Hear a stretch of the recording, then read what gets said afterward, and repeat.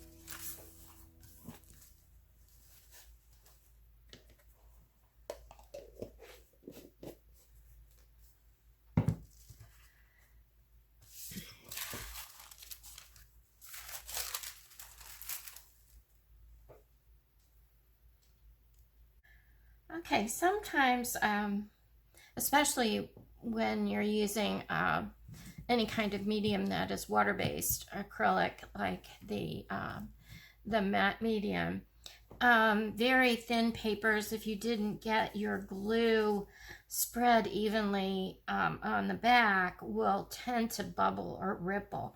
And I find that when I use my dryer on it, my heat gun or my hair dryer, if I just kind of burnish it with my fingers, the heat, I don't know what it does, if it's distributing the glue or whatever, when the gel medium is almost dry, those ripples go away. So I have a nice flat surface to work on. And I do have, there, that just came right up.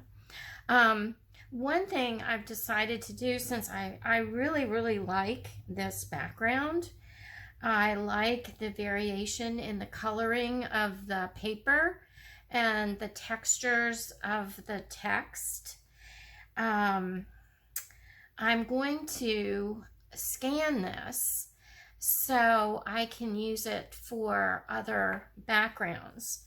And if I happen to not like the collages that I do on top of this, then all I have to do is print out the background again on a 12 by 12 piece of paper, and I have a brand new background to work on to do additional collaging. So I'm going to go ahead and scan this, and I'll be back soon. Okay, for some reason my camera stopped working, and I came back and I painted the my background with a mixture of gesso and this light mocha acrylic paint, and I like the way it turned out because I can still see the type and the text and everything through the paint and gesso, but it's really knocked back far enough and softened enough that these background papers won't interfere with the pieces that I'm going to be putting on top. So it truly is a background now. You still have the differences in the tones of the paper from the different colors that the papers were originally, and also because of the amount of text on some of the papers, they appear darker than others. But I think that's all I'm going to do for now, and I need to decide what kind of theme I'm going to be carrying through these 3" by 3" pieces. This is the piece that I did about 15 years ago, and in these pieces I carried a circle through each of the collages that I did. I did about 35 different collages. These were done on watercolor paper, 140-pound watercolor paper, and had a watercolor background. And then all the images were cut from magazines and glued in place with Yes glue.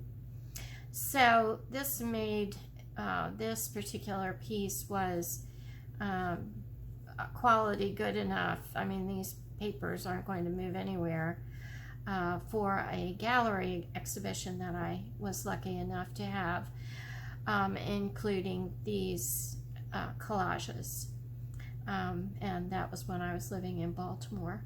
But anyway, I'm going to decide what theme and what images I want to carry throughout these 3 by 3" pages that will go in a book.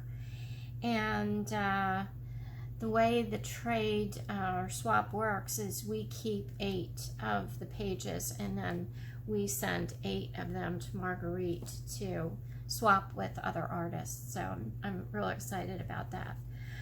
I haven't done a swap in a while, so that's kind of exciting. Anyway, I hope you have a great rest of your day or evening, and I hope to see you next time. Many blessings. Bye for now.